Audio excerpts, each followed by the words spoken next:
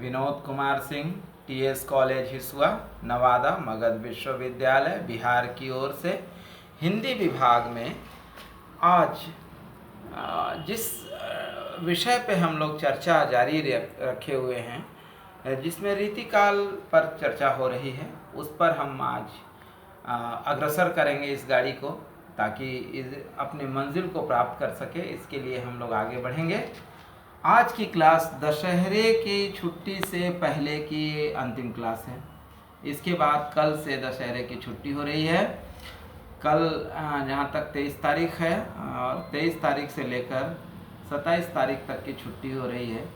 तो छुट्टियों के बीच के जो अंतराल है उसको छोड़ते हुए हम लोग आगे देखेंगे। आप सबको पहले तो इस दशहरा की शुभकामना, और इसके बाद त्योहारों का एक माहौल है, जमावड़ा है, उस पर हम लोग त्योहारों के इस जमावड़े में हम दशहरा का त्यौहार मना रहे हैं। हम त्यौहार मनाते हुए निश्चित रूप से हम सब कॉलेज के परिवार को चाहिए, महाविद्यालय के जितने भी सदस्य हैं उनको चाहिए, वो चाहे विद्यार्थी हों, चाहे वो कर्मचारी हों, चाहे वो शिक्षक हों, हम सबको, या वो कोई भी हो, हम सबको ये चाहिए कि कोरोना के भय से भयभीत रहें।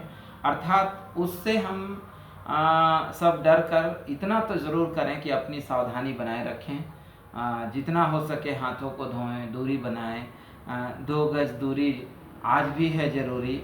आप जानते हैं, आपको पता ही है कि कुछ भी हो, सैनिटाइजिंग आज भी होनी चाहिए। आज भी स्वच्छता बहुत ज़रूरी है। मास्क का प्रयोग बहुत ज़रूरी है, मतलब अति आवश्यक है। मास्क बिल्कुल लगाना ही है। आप कहीं भी त्योहारों में बाज़ार जाते हैं या मंदिर जाते हैं, जहाँ भी जाएं, कोशिश करें कि कम से कम जाना पड़े। यदि जाते हैं तो निश्चित रूप से मास्क का प्रयोग करें, क्योंकि मास्क ही कोरोना से बचाव है। तो हम आप सबसे अपील करते हैं कि ऐसे प्रयास जारी रखें, जिससे कि विद्यार्थी भी स्वस्थ रहें, मस्त रहें, खुश रहें, त्यौहार मनाएं और फिर पढ़ाई पर भी थोड़ा ध्यान दें। छुट्टियों के दौर में बताई गई चीज़ें, डिस्कशन की चीज़ों को आप पढ़ें और आगे पढ़ाएं भी लोगों को। आज केवल रीतिकाल पे एक टॉपिक पे बातचीत करेंगे, और वो टॉपिक रहेगा कि रीतिकाल में जो चीज़ें आईं, उन चीज़ों में रीतिकाल ने 2 तरफा माहौल बनाया। 2 तरफा, एक तरफ का माहौल बना दिया कि उसमें कुछ अच्छाई है तो एक तरफ बहुत बुराई है। इन दोनों अच्छाइयों और बुराइयों के बीच में रीतिकाल झूलता रहा। इस झूलने के कारण आप देखेंगे कि रीतिकाल कलाओं का काल रहा। आज हम बातचीत कर रहे हैं रीतिकाल के कला पर। रीतिकाल में जो कला है, वो कला बहुत महत्वपूर्ण है।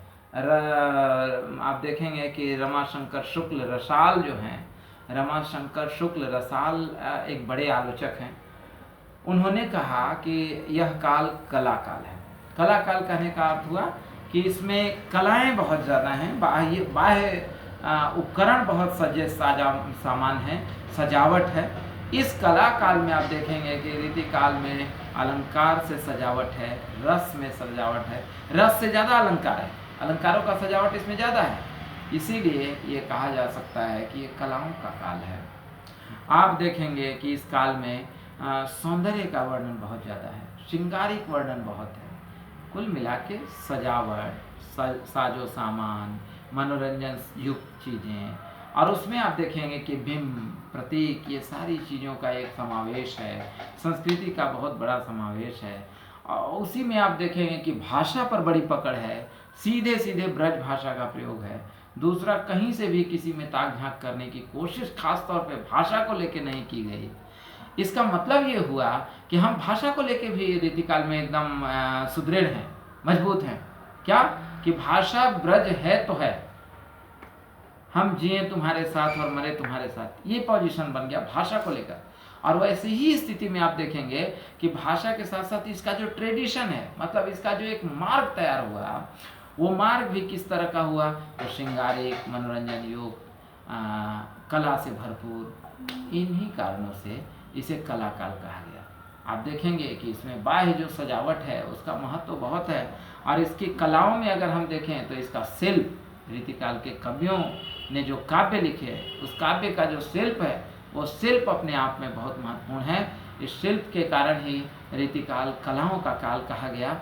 और रमाशंकर शुक्ल ने तो यहाँ तक कह दिया कि इस काल को कला काल ही कहना चाहिए, लेकिन अगर कला काल हम इसको कह देते तो आंतरिकता का अभाव हो जाता, और आंतरिकता का यदि अभाव कर देंगे तो घनानंद, बृंद, गिरधर, दीनदयाल ऐसे बड़े बड़े रचनाकार कविता से बाहर हो जाएंगे, बिहारी इससे जो सिद्ध कवि हैं बाहर हो जाएंगे। इसीलिए कला काल नाम आलोचकों ने सर्वसम्मति से पास नहीं किया, वरना कलाओं का भरपूर प्रयोग तो इस काल में है। आप चाहे वो शब्द को लेकर देखिए, शब्द में भी जादू है, भाषा को लेकर देखें, आप उसमें बिंब को देखें, आप उसमें देखेंगे कि उसका जो एक बनावट है, कसावट है कविता की, वो अपने आप में कलाओं से भरपूर है। आज के लिए इतना ही। दुर्गा पूजा की शुभकामना के साथ आने वाले त्यौहार आपके लिए बहुत ही सुखदायी हो, मनोरंजन युक्त हो, और उसमें एक सौंधी धमस मिट्टी की हो, खुशबू आए, और उसमें आप त्योहारों में अपने आप को कोरोना से बिल्कुल ध्यान रहे, स्वास्थ्य का पूरा ध्यान रखिए। कोरोना एक ऐसी बीमारी, उससे बचते हुए त्यौहार का आनंद लें। हम सब इस छुट्टी में एक गैप के बाद पुनः मिलेंगे। आज के लिए इतना ही रखते हैं। त्योहारों की शुभकामना पुनः एक बार आप सबको। इसके साथ ही आज के लिए इतना ही रखते हैं, फिर मिलेंगे छुट्टियों के बाद। बहुत बहुत धन्यवाद, बहुत बहुत धन्यवाद।